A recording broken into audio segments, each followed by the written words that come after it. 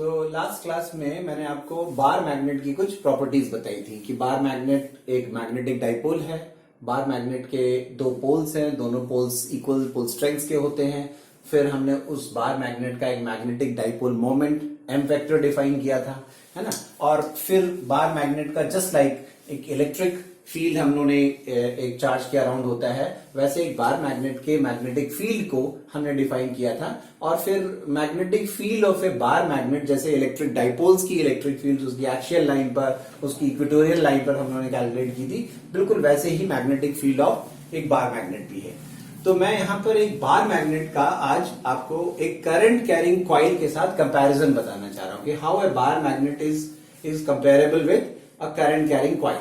सो देखिए, एक bar magnet की मैग्नेटिक फील्ड जो मैंने पिछले क्लास में बताई थी वो था on the axis, axial line पर। अगर हम उस बार मैग्नेट की मैग्नेटिक फील्ड देखिए, एक बार मैग्नेट जिसके पोल स्ट्रेंथ m है, उसकी इफेक्टिव लेंथ 2l है, तो उसका जो मैग्नेटिक डाइपोल मोमेंट हमने कहा था it is m into 2l।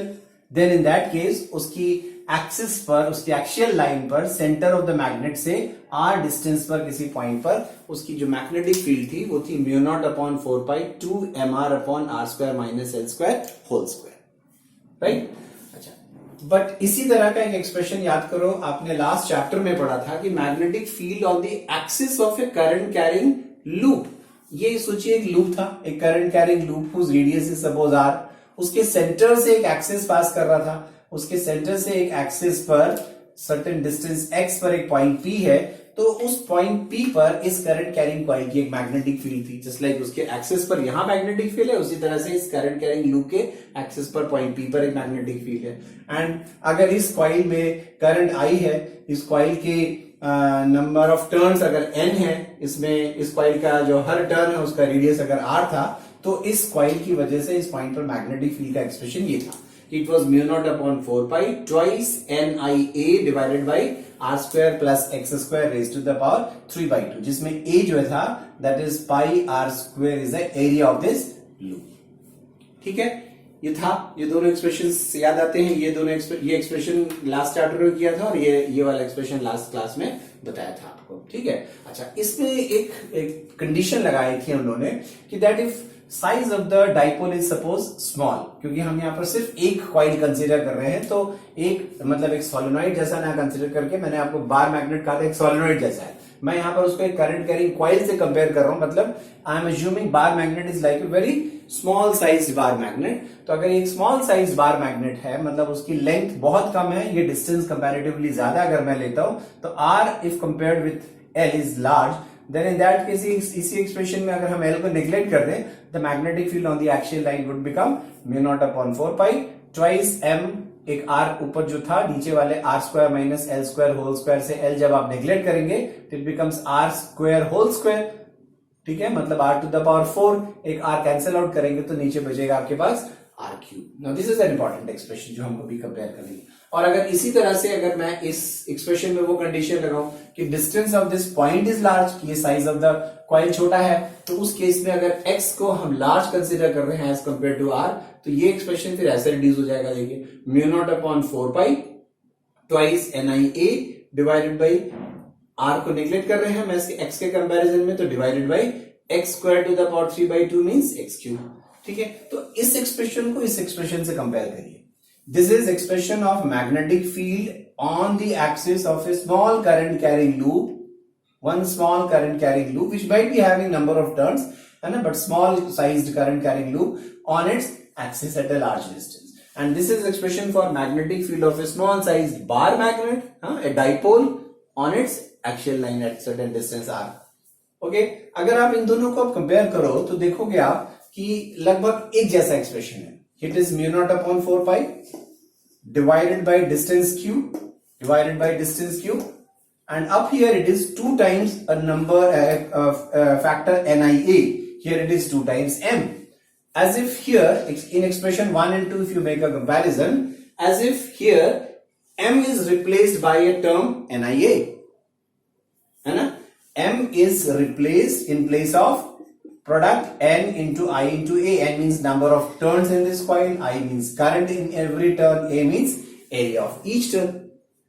Now एक similar expression और देखिए, अगर एक करंट कैरिंग क्वाइल जो हम लोगों ने गैल्वेनोमीटर की थ्योरी में भी यूज किया था कि अगर एक करंट कैरिंग लूप था, एक सर्कुलर लूप या रेक्टेंगुलर लूप, सर्टेन शेप का लूप था, उसको अगर हमने एक मैग्नेटिक फील्ड में सस्पेंड किया था तो उस करंट कैरिंग लूप पर एक टॉर्क लगा था, है ना, and the torque calculated was n times IAB sin theta. Number of turns in that coil. I was the current in each turn. A was the area of that loop. B was the applied magnetic field. Theta was the angle between direction of area vector and magnetic field vector. तो एक current carrying coil पर ये torque लगता था, ठीक है, when it is suspended in a magnetic field. This is torque on a current carrying loop in a magnetic field. But similarly, if it is a bar magnet, just like एक electric dipole होता था, एक magnetic dipole भी अगर आप एक magnetic field में रख देते हैं तो उस पर भी एक टॉर्क लगता है. And the expression for torque on a bar magnet, अगर आप उसको electric field वाले से compare करें, torque on a electric dipole was P cross E means PE sin theta.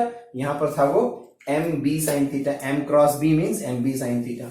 So now if you again compare equation number 3 and equation number 4, once again you see these two expressions look alike, exactly alike, except that here again sin theta as it is, B as it is, expression NIA is in place of the term M again.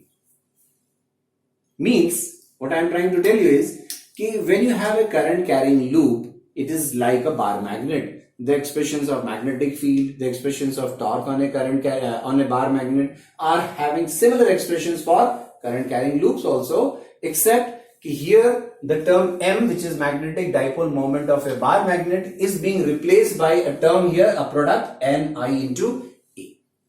So this is what I have written here, that if you compare equation 1 and 2 or if you compare equation 3 and 4, we find that a current carrying loop is acting like a magnetic dipole. It is behaving like a bar magnet, a magnetic dipole with a magnetic dipole moment, as if this current carrying coil का magnetic dipole moment है कितना? It is N into I into A. Clear है यहाँ तक? Any doubts here?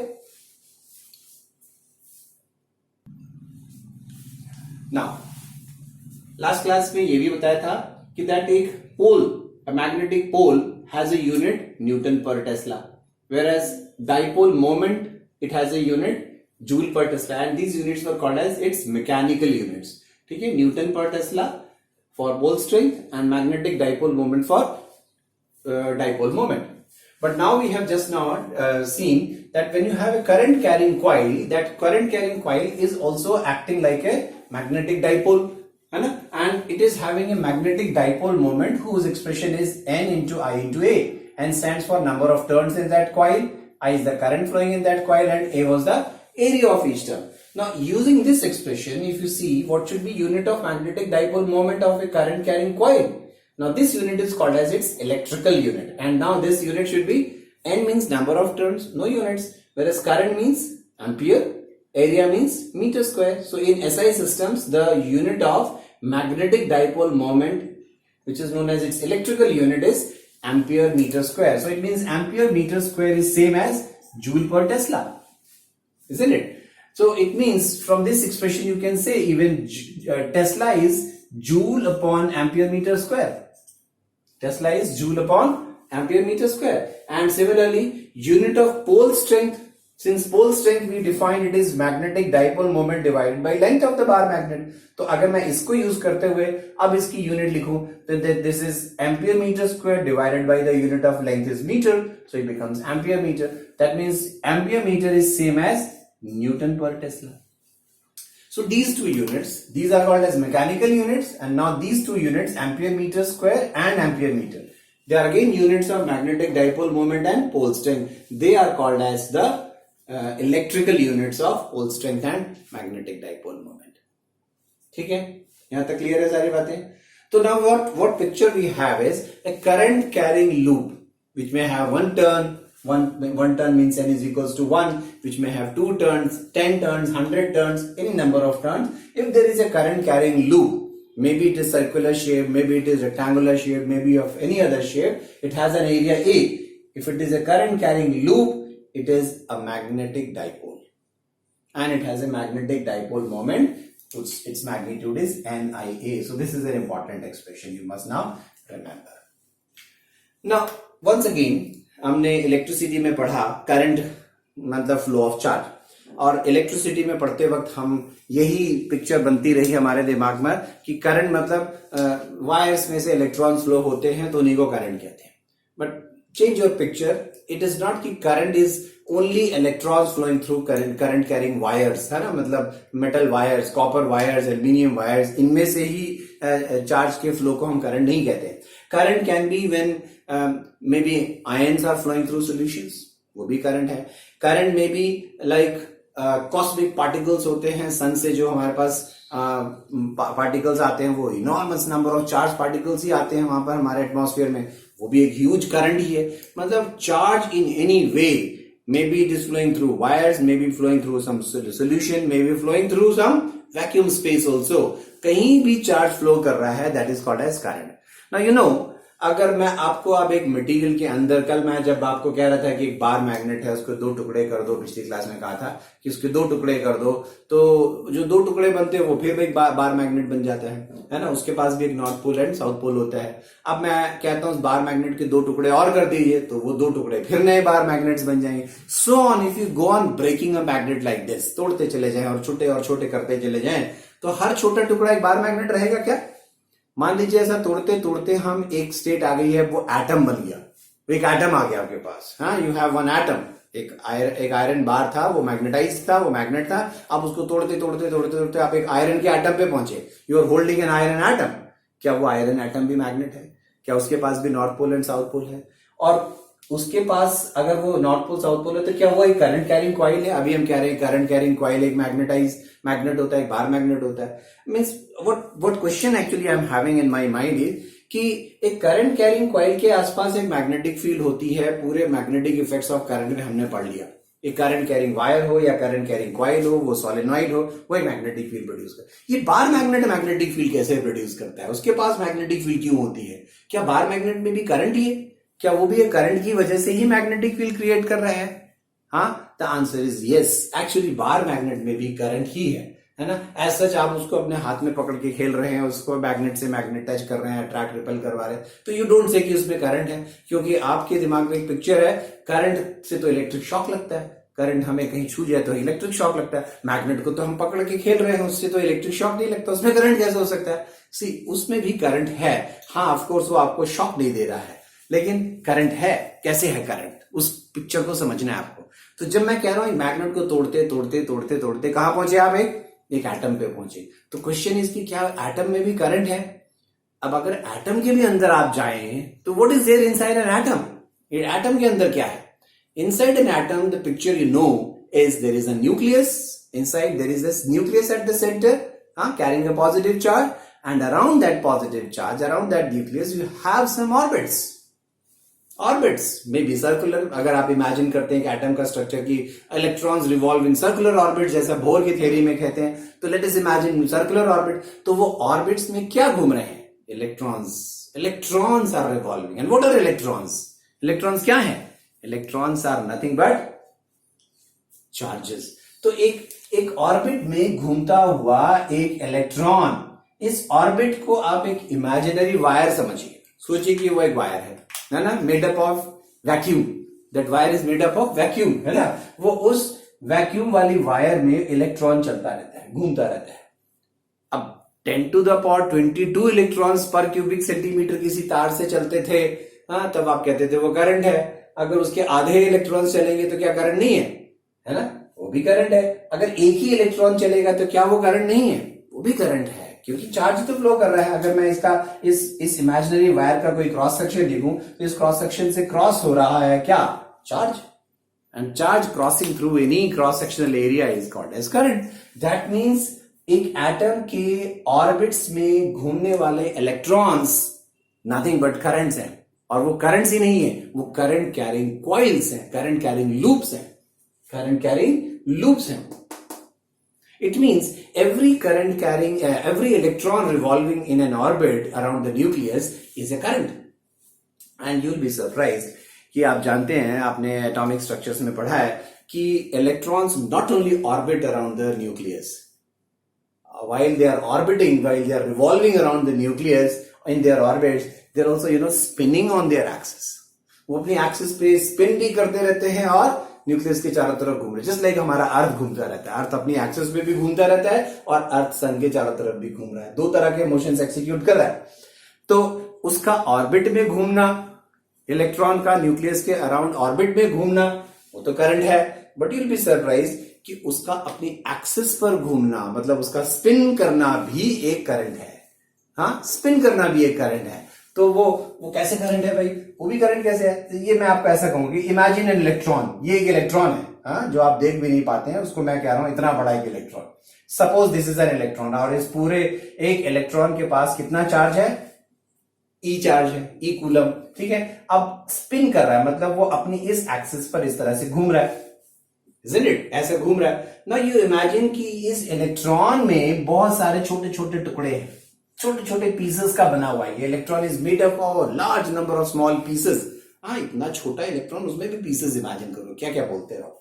हाँ, imagine करो छोटा सा एक टुकड़ा है। अब सिर्फ उस छोटे से टुकड़े को देखो, अगर वो सरफेस पर हो सकता है, एक्सिस पर हो सकता है ना, मतलब सरफेस से लेकर एक्सिस के बीच में कहीं भी हो सकता है उस छोटे से टुकड़े को अगर मैंने, तो वो छोटा सा टुकड़ा एक सर्कल में घूम रहा है ना। वो मतलब एक छोटा टुकड़ा है, मान लीजिए वो 1000th पार्ट ऑफ इलेक्ट्रॉन का चार्ज है, इस इलेक्ट्रॉन के चार्ज का 1000th पार्ट है, या उससे भी और छोटा इमेजिन कर सकते हैं। तो ये छोटा टुकड़ा घूम रहा है उस स्पिनिंग इलेक्ट्रॉन के साथ, वो छोटा टुकड़ा भी उसके साथ साथ ऐसे ऐसे चल रहा है। तो आप उस छोटे से टुकड़े को क्या कहोगे? वो भी तो एक ऑर्बिट में घूम रहा है। सो वो छोटा टुकड़ा एक करंट बन गया। सारे छोटे छोटे टुकड़े ऐसे उस इलेक्ट्रॉन के एक साथ घूम रहे हैं। That means every small piece of that electron is a current, that means entire electron is a current, क्योंकि सब एक साथ एक ही डायरेक्शन में घूम रहे हैं। All currents in same direction means they are all going to be added up. So it means spinning electron is also a current carrying coil like structure. So एक spinning electron अगर current है, एक revolving electron अगर current है, एक current carrying loop है, now we have proved a current carrying loop acts like a magnet. A current carrying loop acts like a magnet and it has a magnetic dipole moment. So it means a revolving electron is a magnet. An orbiting electron is a magnet. Now in an atom there are several electrons. एक hydrogen atom में एक ही electron है, चलिए, लेकिन helium में 2 electrons हैं, lithium में 3 electrons हैं, एंड सो ऑन, बेरिलियम में 4 है, एंड सो ऑन करते करते आपके पास एक एटम में बहुत सारे इलेक्ट्रॉन्स भी हैं। हाँ, आयरन में आपके पास 50 कितने 27 समथिंग 56 कितने इलेक्ट्रॉन्स हैं आपके पास, है ना, उसका एटॉमिक नंबर जो भी है उतने इलेक्ट्रॉन्स हैं। So that many electrons are revolving in different orbits. Every electron is a magnet, as if एक एटम बहुत सारे मैग्नेट्स का कॉम्बिनेशन है, कि एक साथ as if कई मैग्नेट्स जुड़े हुए हैं। अब अगर कई मैग्नेट्स जुड़े हुए हैं, हर एक मैग्नेट का एक मैग्नेटिक डाइपोल मोमेंट है, उन सबको हम एड अप करें तो वेक्टर सम करते हैं, मैग्नेटिक डाइपोल मोमेंट वेक्टर था मैंने कहा था, उन सबको ऐड करें तो एक एटम का एक मैग्नेटिक डाइपोल मोमेंट आ जाएगा। So that is how every atom is a magnet. तो जब तोड़ते तोड़ते तोड़ते तोड़ते आप एक एटम पे पहुंचे थे, एक्चुअली वो एक एटम मैग्नेट है ना। और वो इसलिए मैग्नेट है क्योंकि वो एटम बहुत सारे रिवॉल्विंग एंड स्पिनिंग इलेक्ट्रॉन्स का कॉम्बिनेशन है, and every revolving and spinning electron is a magnet, is a current carrying loop. So it means in every material, her material में ये कहानी है, चाहे वो आयरन की बात हो या कॉपर हो या एल्यूमिनियम हो, ये तो हर एटम की कहानी है कि उसके एटम्स में न्यूक्लियस है, उसके एटम्स के न्यूक्लियस के अराउंड इलेक्ट्रॉन्स घूम रहे हैं। That means every atom must be a magnet. It is true also, every atom is a magnet. हर एक मटेरियल का एटम मैग्नेट होता है, ठीक है। तो ये खैर अब यहां से शुरू होती है आपकी मैग्नेटिक मटेरियल्स की कहानी। बट उसके पहले लेट अस डिस्कस कि अगर एक रिवॉल्विंग इलेक्ट्रॉन या उसी तरह से एक स्पिनिंग इलेक्ट्रॉन एक मैग्नेट है, उसके पास एक मैग्नेटिक डाइपोल मोमेंट है, तो थोड़ी सी मैथमेटिकल डिस्कशन यहां ये कर ली जाए कि अगर एक इलेक्ट्रॉन अपने ऑर्बिट में रिवॉल्व कर रहा होता है तो एक रिवॉल्विंग इलेक्ट्रॉन का मैग्नेटिक डाइपोल मोमेंट होता कितना है। मतलब एक्सप्रेशन हमारे पास NIA जो था उसमें N कितना है इस करंट कैरिंग कॉइल के लिए, इस इलेक्ट्रॉन के लिए, उसके लिए I कितना है, उसका एरिया कितना है, एंड सब्स्टिट्यूशन करके हम एक रिवॉल्विंग इलेक्ट्रॉन का, ऑर्बिटिंग इलेक्ट्रॉन का मैग्नेटिक डाइपोल मोमेंट कैलकुलेट करते हैं। तो उसी तरह से हम एक स्पिनिंग इलेक्ट्रॉन का भी मैग्नेटिक डाइपोल मोमेंट कैलकुलेट कर सकते हैं। बट एनी हाउ आपके सिलेबस में यहां पर है magnetic dipole moment of A revolving electron. Let us calculate that. So now let us calculate dipole moment of a revolving electron. We now said electron in a orbital motion is acting like a magnetic dipole. तो अगर वो एक magnetic dipole है तो उसकी magnetic dipole moment क्या होगी वो हम निकालना चाहते हैं.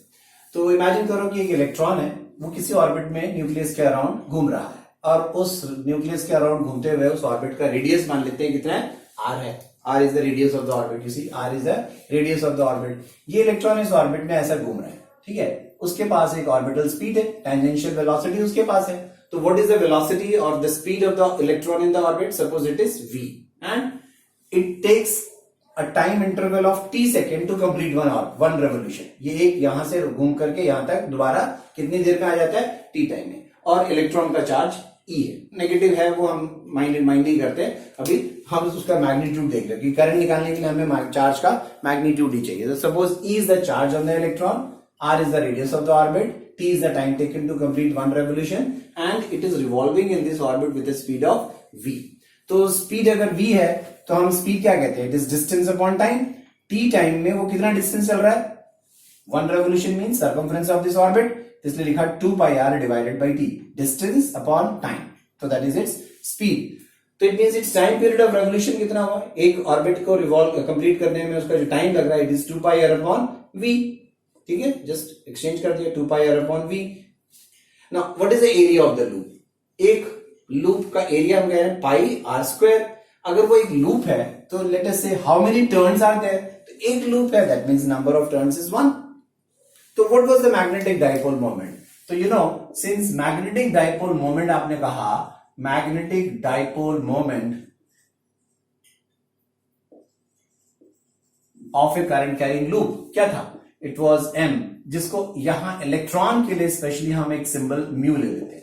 म्यू मैग्नेटिक डाइपोल मोमेंट ही है, बट क्योंकि हम इलेक्ट्रॉन के लिए अलग से निकाल रहे हैं तो उसको म्यू से डिनोट कर रहे हैं. Mu is electric magnetic dipole moment of only electron. और किसी के लिए लिखेंगे तो m ही लिखेंगे. It is NIA. ये हमारा एक्सप्रेशन था. तो let us substitute all these things. Number of turns 1, current I into area pi r square. But what is I now? Current है कितना? द करंट समझने के लिए देखिए क्या है. ये सोचिए कि इलेक्ट्रॉन है. What is current? Current is defined as the charge flowing per unit time. यही होता है, ठीक है ना. अब एक इलेक्ट्रॉन यहां है, इस इलेक्ट्रॉन को देखिए, इसका चार्ज E है. वो यहां से चलता है, घूमते घूमते घूमते घूमते यहां पर वापस पहुंच जाता है. कितनी देर बाद पहुंच जाता है यहां पर? वो t टाइम के बाद. यू आर एन ऑब्जर्वर, यहां पर बैठे हुए हैं आप. सोचिए कि आप एक ऑब्जर्वर है, यहां पर एक क्रॉस सेक्शन मार्क करके बैठे हुए हैं. तो आपने यहां से किसी इलेक्ट्रॉन को जाते हुए देखा होगा, इसका मतलब, ठीक है. ये जाता है, फिर लौट कर आता है, फिर जाता है, फिर लौट कर आता है, फिर जाता है. ये बार बार यहां से जाता है, पॉइंट पी से वो बार बार जाता है. ओके. मैं अगर आपसे पूछूं कि पॉइंट पी पर बैठे बैठे आपने t सेकेंड तक वेट किया, t सेकेंड में आपने यहां से कितना चार्ज जाते हुए देखा? t क्या था?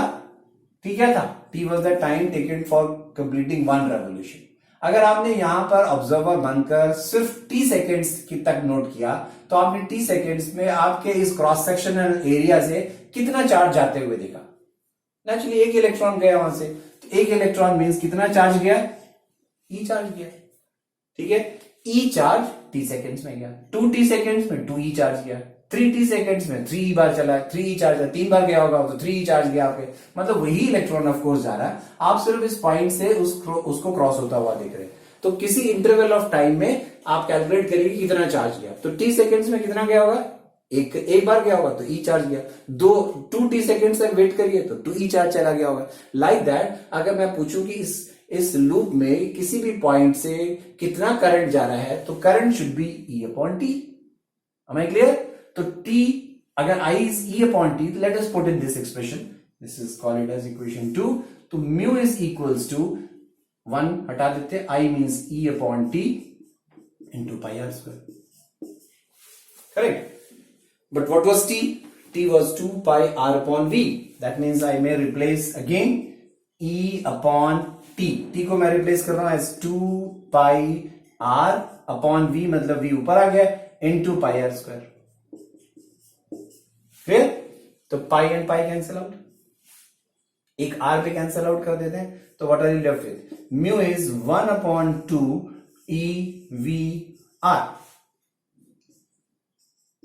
तो magnetic dipole moment of electron अभी जो हमें मिला वो है E × V × R। अब एक इलेक्ट्रॉन रिवॉल्व कर रहा है, उस इलेक्ट्रॉन के पास कुछ मास भी है। Suppose m is mass of electron, m is the mass of electron. हाँ, अब इस मास का यूज कैसे करें देखिए, चलिए आगे बढ़ते हैं। तो मास का क्या करने वाले हो भाई, तो मास मैंने क्या किया, इस एक्सप्रेशन में मास न्यूमरेटर और डिनोमिनेटर दोनों जगह मल्टीप्लाई किया एंड डिवाइड भी किया, m एंड m, ठीक है। Half E × m × V × R divided by एक m भी कर दिया, m एंड m कैंसिल करोगे तो वही एक्सप्रेशन आ रहा है ना। ऐसा क्यों किया, because m × V becomes momentum of the electron. ये जो इलेक्ट्रॉन रिवॉल्व कर रहा है उसका momentum, and I am assuming कि इलेक्ट्रॉन एक सर्कुलर ऑर्बिट में रिवॉल्व कर रहा है। इसका मतलब वो जो इसका मोमेंटम p है, it must be in the direction of v, ठीक है। v और r, मतलब v और r आपस में एक दूसरे के परपेंडिकुलर है अगर एक सर्कुलर ऑर्बिट में। तो अगर एक सर्कुलर ऑर्बिट में एक इलेक्ट्रॉन रिवॉल्व कर रहा है with a momentum p whose radius was r, तो इस इलेक्ट्रॉन का इस सेंटर के अबाउट एक एंगुलर मोमेंटम है। एंगुलर मोमेंटम यू ना याद करो, 11th क्लास में पढ़ा है, L was P into R cross P होता था, R क्रॉस P, हाँ, that means it was R into P sin theta. R और P वेक्टर के बीच का एंगल थीटा, लेकिन यहाँ थीटा 90 है, R वेक्टर और P वेक्टर के बीच का एंगल 90 है, तो it is simply R into P। तो यहाँ पर वही देखिएगा, angular momentum of this electron about its centre, centre means centre of the orbit, it is P into R is L। तो मैं अगर इस P into R को रिप्लेस कर दूं by angular momentum, so I get dipole moment is half E into L upon m, ठीक है। P into R is called as angular momentum of the electron about its center।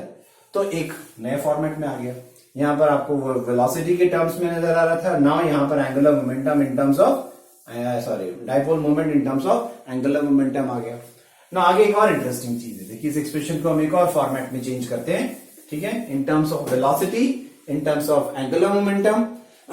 यहां पर हम bore की theory को add करते हैं ना, according to Bohr's theory,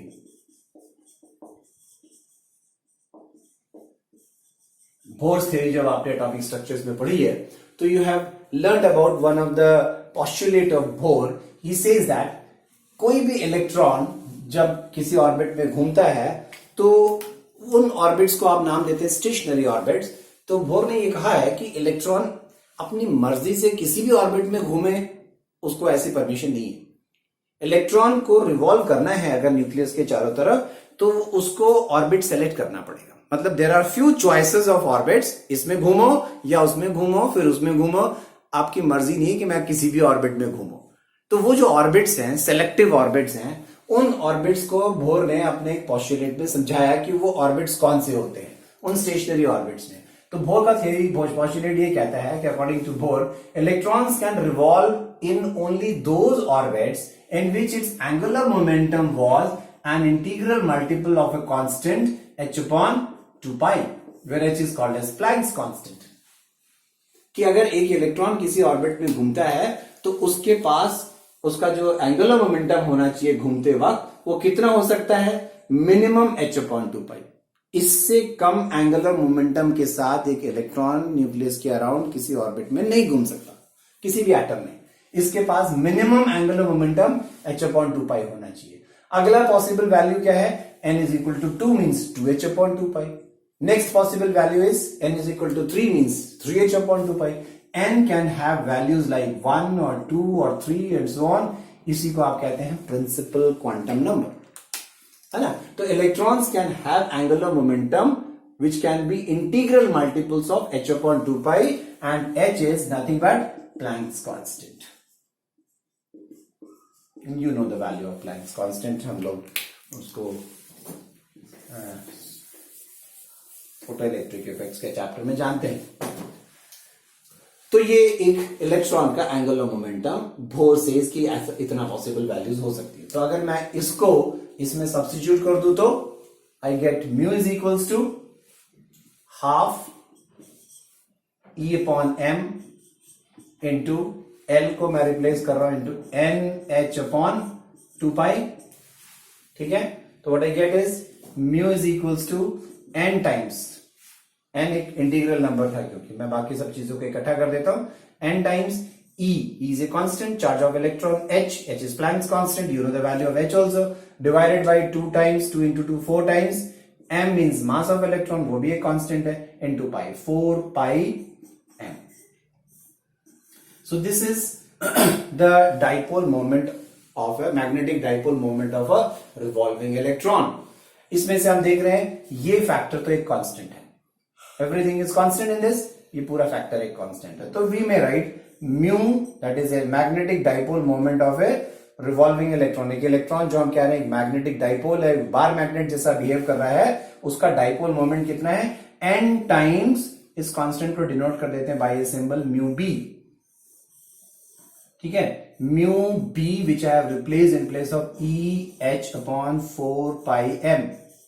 this is called as Bohr magneton and it is a constant, है ना। Minimum possible value of magnetic dipole moment, एक इलेक्ट्रॉन का मिनिमम मैग्नेटिक डाइपोल मोमेंट कितना हो सकता है, this is called as Bohr magneton. Substitute करते हैं सारी चीजों की वैल्यूज को अगर आप, तो उसकी वैल्यू हम निकाल सकते हैं, देखिए जरा कितनी होती है उसकी value. So the constant, the value of this constant when you substitute the values of E क्या है मालूम है ना, charge of electron 1.6 10 to the power minus 19, Planck's constant 6.6 into 10 to the power minus 34, mass of electron 9.1 10 to the power minus 31 kg. ये सब substitute करो, the value of mu b you will get, this value you will get is 9.27 into 10 to the power minus 24 joule per Tesla, mechanical unit, या फिर आप कह सकते हो ampere meter square, that is electrical unit. So this is the value of Bohr magneton. तो एक electron जब एक ऑर्बिट में घूम रहा है तो उसके पास एक मैग्नेटिक डाइपोल मोमेंट है, and the possible values are either mu B that means this much, double of that 2 times mu B, may be triple of that, it can not be fractions of mu B, half of mu B किसी electron का dipole moment नहीं हो सकता revolving electron का, ठीक है। तो जैसे हमने एक रिवॉल्विंग इलेक्ट्रॉन के लिए निकाला, ऐसे ही हम एक स्पिनिंग इलेक्ट्रॉन का भी एक डाइपोल मोमेंट कैलकुलेट कर सकते हैं, ठीक है। तो एक एज सच एक इलेक्ट्रॉन जब एक न्यूक्लियस के चारों तरफ घूम रहा है, because of its 2 different types of motions, that is orbital motion and spinning motion, हम उसका एक टोटल डाइपोल मोमेंट बताते हैं। That is total dipole moment is the sum of the dipole moment of electron due to spinning motion plus due to its orbital motion. And then एक electron का dipole moment जब आगे आपके पास, तो उसमें जितने इलेक्ट्रॉन्स हैं, हर एक इलेक्ट्रॉन का अगर हम इस तरह का डाइपोल मोमेंट ऐड करें, sum of the dipole moments, magnetic dipole moments of all the electrons in an atom becomes the dipole moment of an atom, ठीक है ना। तो एक एटम का भी एक डाइपोल मोमेंट है, ये हो सकता है कि पूरे एटम का डाइपोल मोमेंट 0 आ जाए, पॉसिबल है। यू नो आपने मैग्नेट्स की प्रॉपर्टी पढ़ी थी कि 2 मैग्नेट्स सिमिलर पोल्स रिपेल करते हैं बट अनलाइक पोल्स अट्रैक्ट करते हैं। कैन यू इमेजिन कि अगर मैं 2 बार मैग्नेट्स ऐसे रख दूं, what will happen, will they like to stay like this together, definitely not. ये दोनों एक दूसरे से, एक दोनों के पोल्स रिपेल करेंगे, एक दूसरे से दूर भागना चाहेंगे, है ना। लेकिन अगर मैं एक बार मैग्नेट को ऐसा और दूसरे को उसके साथ ऐसा रख दूं, दे विल बी कंफर्टेबल। इसकी मैग्नेटिक लाइंस निकल कर यहां जाएंगी, इसकी निकल कर यहां जाएंगी, और ये एक लूप बना लेंगे ऐसे। तो ये दोनों मैग्नेट्स आराम से एक दूसरे के साथ अट्रैक्ट करके पड़े रहेंगे, है ना। तो जैसे देखिए, अब मैं अगर आपको कहूं कि ये करंट कैरिंग लूप है, ठीक है, ये करंट कैरिंग लूप है, इसमें एक करंट ऐसा फ्लो कर रहा है, I is a current like this. अगर करंट कैसा दिख रहा है आपको इस समय, क्लॉकवाइज करंट, तो ये वाला एंड इसका साउथ पोल बिहेव कर रहा है ना। इसको दूसरी तरफ से देख रहे होंगे तो ये नॉर्थ पोल नजर आ रहा होगा। तो मैं अगर एक मैग्नेट को एक करंट कैरिंग कॉइल से कंपेयर करूं या एक रिवॉल्विंग इलेक्ट्रॉन से कंपेयर करूं, तो revolving electron is also a current carrying coil, कि अगर इसमें इलेक्ट्रॉन इधर जा रहा था तो इसका अंदर करंट इसमें ऐसा है, तो एक रिवॉल्विंग इलेक्ट्रॉन का भी तो एक फेस नॉर्थ है तो एक फेस साउथ है, ठीक है। तो मान लीजिए ये एक रिवॉल्विंग इलेक्ट्रॉन का लूप था, तो वो एक मैग्नेट जैसा है, तो ये मान लीजिए लूप है, तो ये एक मैग्नेट है, ये साउथ दिख रहा है तो उसका पीछे वाला नॉर्थ है, तो ये मान लीजिए साउथ है, ये नॉर्थ है, तो ये एक मैग्नेट है। तो सोचिए एक और इलेक्ट्रॉन है, इसी के जैसा एक और इलेक्ट्रॉन है, वो भी एक ऑर्बिट में घूम रहा है, तो वो इस रिवॉल्विंग इलेक्ट्रॉन के साथ कैसे रहना चाहेगा? वो भी ऐसे ही घूमेगा इसके साथ साथ, या उसका उल्टा घूमना चाहेगा? डेफिनेटली वो उसके साथ ऐसा ऐसा, जैसे मैंने कहा नॉर्थ नॉर्थ साउथ साउथ एक साथ नहीं रह सकते। तो एक इलेक्ट्रॉन अगर क्लॉकवाइज घूम रहा है तो उसके साथ दूसरा इलेक्ट्रॉन उसके साथ साथ क्लॉकवाइज घूमता हुआ नहीं रहना पसंद करेगा, क्योंकि उसके फिर दोनों साउथ साउथ नॉर्थ नॉर्थ एक साथ हो जाएंगे, तो ये सिचुएशन क्रिएट हो जाएगी, they would not like to stay. वो दो मैग्नेट्स एक साथ आराम से कंफर्टेबली एक साथ कैसे रह सकते हैं? इस सिचुएशन में रह सकते हैं कि एक का नॉट दूसरे के, मतलब अगर एक इलेक्ट्रॉन का मतलब करंट जो है वो क्लॉकवाइज है, तो उसके साथ दूसरा इलेक्ट्रॉन जो घूम रहा है उसका करंट उसके साथ एंटी क्लॉकवाइज होना चाहिए, कि एक तरफ साउथ हो तो दूसरे का उसी साइड नॉर्थ हो। तो एक ऑर्बिट में आपने पढ़ा है, इसीलिए पॉलिस एक्सक्लूशन प्रिंसिपल आप जानते हैं कि एक ऑर्बिट में अगर दो इलेक्ट्रॉन्स एक साथ स्पिन कर रहे हैं तो वो दोनों स्पिनिंग इलेक्ट्रॉन्स एक साथ एक ही ओरिएंटेशन में स्पिन नहीं कर सकते। लाइक स्पिन्स के साथ दो इलेक्ट्रॉन्स नहीं एग्जिस्ट कर सकते। एक ऑर्बिट में एक इलेक्ट्रॉन अगर क्लॉकवाइज स्पिन कर रहा होता है तो उसके साथ साथ जो दूसरा इलेक्ट्रॉन चलता है उसमें वो एक एंटी क्लॉकवाइज स्पिन कर रहा होता है, क्योंकि वो क्लॉकवाइज और एंटी क्लॉकवाइज स्पिन्स बनाकर अपने इस तरह की सिचुएशन क्रिएट कर लेते हैं कि एक का डाइपोल मोमेंट एक डायरेक्शन में तो दूसरे इलेक्ट्रॉन का डाइपोल मोमेंट अपोजिट डायरेक्शन। लेकिन अगर ऐसे दो डाइपोल्स मिल जाएं, ठीक है, कि इसका डाइपोल मोमेंट इधर m है, इसका डाइपोल मोमेंट m इधर है, तो इन दोनों का मिलाकर नेट डाइपोल मोमेंट कितना हो गया? 0 हो गया, क्योंकि वेक्टर्स हैं वो, two equal vectors with opposite directions, their sum will be 0। ठीक है, तो अगर दो इलेक्ट्रॉन्स अपोजिट स्पिन्स के साथ एक साथ एग्जिस्ट कर रहे हैं एक ऑर्बिट में, तो उन दोनों के डाइपोल मोमेंट्स का सम तो 0 हो जाएगा, isn't it? तो अगर एक एटम में ऐसे बहुत सारे इलेक्ट्रॉन्स है, number of electrons are there, और सारे इलेक्ट्रॉन्स एक साथ उस एटम में जो रह रहे हैं वो सब पेयर्स में रह रहे हैं, हर इलेक्ट्रॉन का एक पेयर है, और वो दोनों इलेक्ट्रॉन्स जो पेयर में हैं अपोजिट स्पिन्स के साथ है, दैट मींस वो हर पेयर अपना नेट डाइपोल मोमेंट 0 कर लेगा। इसका मतलब अगर एक एटम के पास पेयर्ड इलेक्ट्रॉन्स हैं, जितने भी इलेक्ट्रॉन्स उसके डिफरेंट ऑर्बिट्स में घूम रहे हैं वो सब पेयर्ड हैं, तो उन सभी इलेक्ट्रॉन्स, वो सारे इंडिविजुअली इलेक्ट्रॉन्स अगर हम देखेंगे तो every electron is a dipole, every electron is behaving like a magnet, but वो कॉम्बिनेशंस बनाकर, पेयर्स बनाकर एक दूसरे के मैग्नेटिक डाइपोल मोमेंट्स कैंसिल कर लेते हैं, तो ऐसा पूरे एटम का डाइपोल मोमेंट 0 हो सकता है। तो ये आपने कहा पढ़ा हुआ है कि that there are materials in which electrons if exist in pairs then the total dipole moment of such atoms will be 0, and such atoms are called as diamagnetic atoms। और ऐसे मटेरियल्स जो डायमैग्नेटिक एटम्स के बने होते हैं उनको हम diamagnetic materials कहते हैं।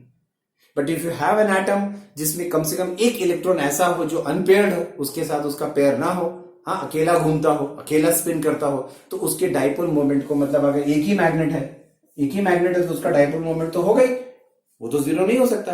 अगर एक इलेक्ट्रॉन ऐसा है जिसका डाइपोल मोमेंट कैंसिल करने वाला कोई नहीं है, तो और मान लीजिए उसमें n नंबर ऑफ एटम्स ऐसे हैं जो पेयर्स में हैं, लेकिन एक इलेक्ट्रॉन ऐसा है जो अनपेयर्ड है, तो उस एक अनपेयर्ड इलेक्ट्रॉन की वजह से उस एटम के पास एक डाइपोल मोमेंट होगा, है ना। तो ऐसे एटम्स जिनके पास उनका मैग्नेटिक डाइपोल मोमेंट 0 नहीं है because of an unpaired electron, ऐसे एटम्स को हम कहते हैं पैरामैग्नेटिक एटम्स।